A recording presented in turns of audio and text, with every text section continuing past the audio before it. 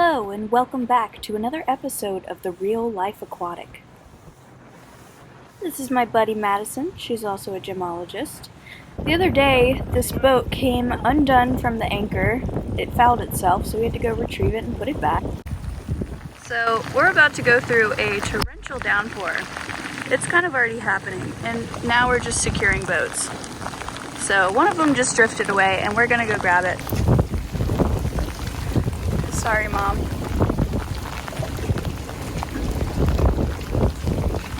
Any day now, Michael. We have 15 minutes until the biggest wave of rain hits us in the world. So basically what just happened is a huge storm came through, blowing really strong winds at us while we were trying to detach a boat from Michael's sailboat and relocate it next to our boat, as well as another client's boat drifting away. Their anchor chain fouled, and so they started dragging away. And this is kind of where we pick back up. So today's episode of Cutting Yawning Adventures, we're out here in Big Bayou. We got a nasty squall that's coming in tonight, and we're just getting all the boats secured. We're on the helm right now. We got the sea ray secured, we got the sky secured, the gypsy secured, 12th and 10th secured. All the last 20 minutes. We hope you made it home safe and sound, Ben Allen. But Marine and I are kicking ass in it. Donkey. That's what I meant. So you're probably wondering, why are you guys out in the storm doing this right now? Well, our friend Ben needed a ride to the airport and no one else could give him a ride, so Michael went to do it and came back late, and this is what happened. Oh, look at that dark cloud coming towards us. Oh yeah, it's real big. Okie dokie, where would you like to park? Yeah, we parked right here next to us. This is Panther Water. Back here is a big hole. It goes down to like 12 to 16 feet, right behind a 5-foot shelf. The rest of all this is all a 5-foot shelf. So that's why this boat keeps dragging. It drags just a little bit because it's a big, heavy boat, and it falls down in 16 feet of water. So it just starts going. So we're coming now where it's like 5 feet all around, and then it gets about 15, 16 feet here. But if you come in here where it's like 5 feet deep, you hook every time.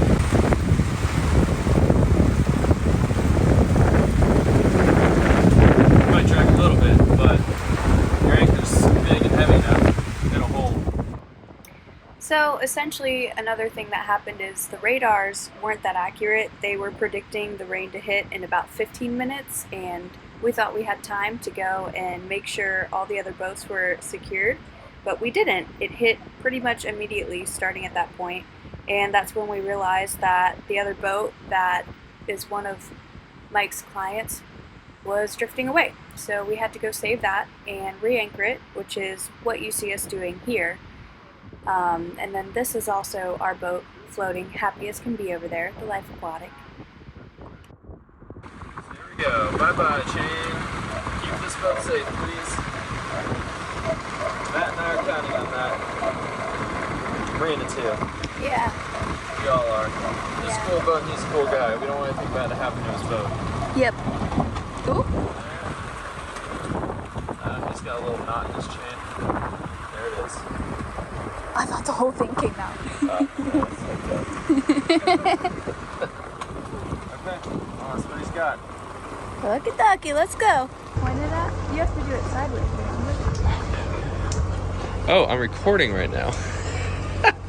Well, there you go. That's some bloopers right there. Okay.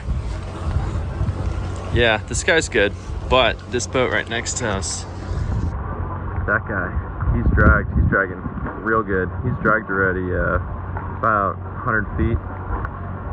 There's the sky. Yeah, now that Glenn's boat's not tied up to it, because it was. Y'all missed that. But Marina and I went out there, and Glenn's boat was tied up to the sky, and it was dragging, and it got real close to that channel marker right there, which it still is pretty close. But that boat's blocking it. Anyways.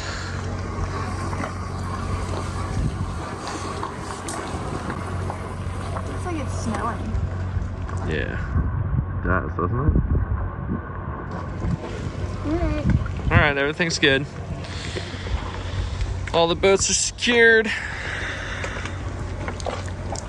This is Glenn's boat, by the way. There's Matt's boat. We just went and rescued that. It dragged. Yeah.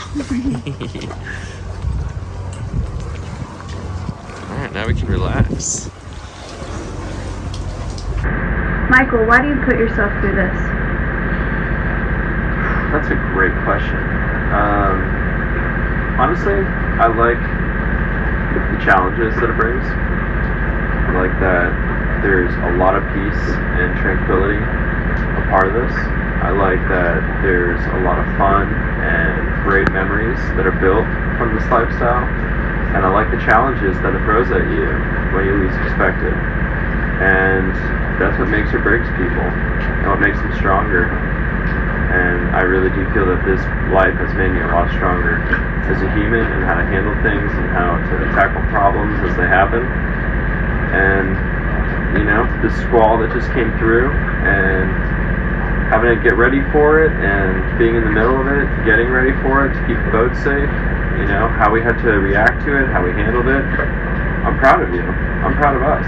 You know, we just made sure 5 boats were secured for a really big squall that came through and was gusting at like 40 knots. You know, that's pretty good gust out here. Average is like 20, 25. People are used to that. 30, 35 is high. 40. 40 is a big gust to just roll through randomly. You know, like when it's a hurricane, people hurricane prep. They double up their lines. They put things away. When, you know, just a afternoon thunderstorm just rolls in one evening and just boom, 40 knots. It's enough to like throw things around and make things drag. And yeah, when things drag, it's a bad day. It hits things like channel markers or docks or other boats or sandbars. You know, it's not good for the boat or the people that own it. And when we're out here and we see it happen and we have to deal with it, we can handle it. And it makes me proud. And I think that there's a lot more benefits if that's the worst thing that happens out here, you know, on the average. I think the amount of great things that happen on the water and all the wildlife we get to spend time with, all the scenery we get to be surrounded by, all of the water that just reminds us that life has momentum whether we're resting or working or doing anything. You know, there's an entire breathing, living ecosystem around us, and we're a part of it. And I love being on the water because it reminds you of that all the time. And every day you wake up. I like to have this thing, like whenever I take a whiz in the morning, you know, I look out the window and I'm like, what body of water am I looking at today? And for every single boat I've ever lived on, that's what I think about all the time, every morning. It's always the same. I just look outside and I'm like, beautiful, or I want to go, ooh, lightning. Wow, that was a good one. That was a good little jolt.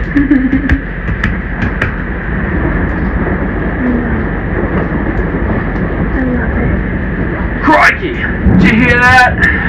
Yep, that one's about a 20-mile-away storm. That one just flew on by, let me tell you. Wait. I think they're aground. Wait. Where? Right here. You see him out there? Oh, yeah. Yeah, he's in a position where he might still be floating, but I know, remember, it's really shallow over there.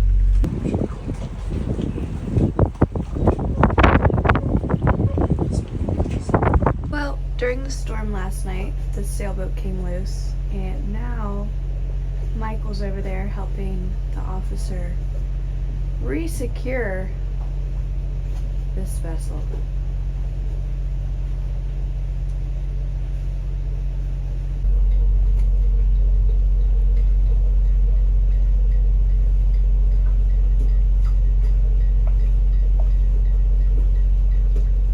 After a few eventful days on the water, we decided to get our land legs on and head on over to Chataway's, our favorite little spot.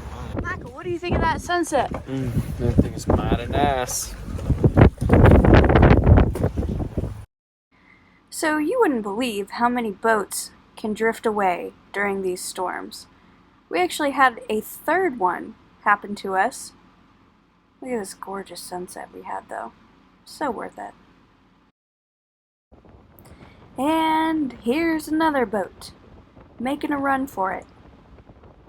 Now this one was being held on with a rope that looked like a shoestring, so we weren't that surprised when it did break away. But you can see it slamming into this other sailboat that's anchored out, and that's just not okay. So, we saw him drifting out to sea, and we decided that we could do something about it, so we did.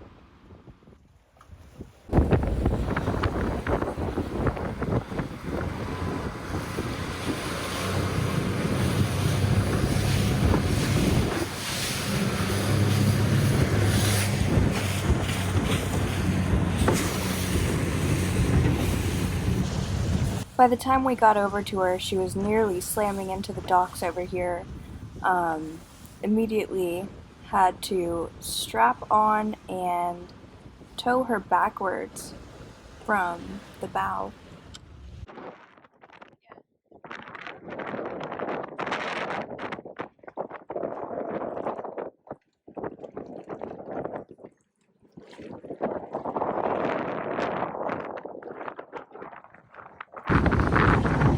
Pull it out just a little bit further.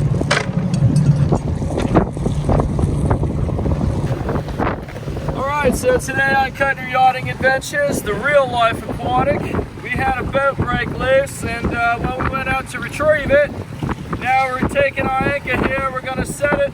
We talked to the cops said this guy's got a warrant for his arrest, he's never coming back, and well, just get it near the mangrove so it doesn't hit a dock and create more havoc in the world. You'll see that there's a lot of people out here that have boats like this that are neglected, that are held up with a shoelace. There we go. A shoelace holding the anchor in. Pops loose, doesn't last long, ends up damaging other people's properties and going in and damaging the wildlife. So we're over here to try to stop that. We're going to put this here anchor on this here boat. It's going to stay right over here, stay away from people, and the police are coming tomorrow to take care of this correctly and hopefully give us that anchor back. I'm Michael, this is Marina, and we're out on the big bayou. So we did successfully toss the anchor out and hook it up to this guy. He actually drifted back into the mangroves. That's what the officer wanted us to do. I have also been getting a lot of practice putting our dinghy or tender onto the trailer. We have to do this anytime we want to go to land and go somewhere, because there's nowhere really to leave it tied up to the dock. Somebody could steal it, or anything could happen. But yeah, check this out.